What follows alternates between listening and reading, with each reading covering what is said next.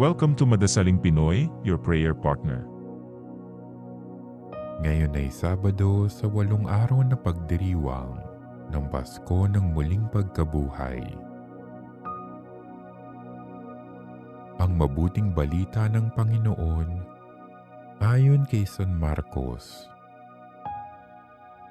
Umagang-umaga ng araw ng Linggo, matapos na muling mabuhay si Jesus, siya'y unang napakita kay Maria Magdalena. 7 demonyo ang pinalayas ni Jesus sa babaeng ito. Pumunta siya sa mga alagad ni Jesus na nooy nahahapis at umiiyak at ibinalita ang kanyang nakita. Ngunit hindi sila naniwala sa sinabi ni Maria na buhay si Jesus at napakita sa kanya. Siya'y napakita rin sa 2 alagad na naglalakad patungo sa bukid. Ngunit iba ang kanyang kaanyuan. Bumalik sa Jerusalem ang 2 at ibinalita sa kanilang kasamahan ang nangyari.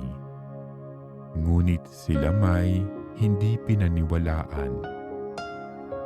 Pagkatapos, napakita siya sa 11 samantalang kumakain ang mga ito.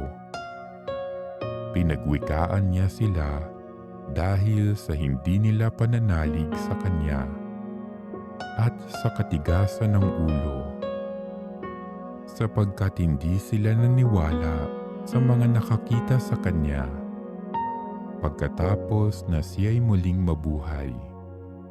At sinabi ni Jesus sa kanila, "Humayo kayo sa buong sanlibutan at ipangaral ninyo sa lahat ang mabuting balita."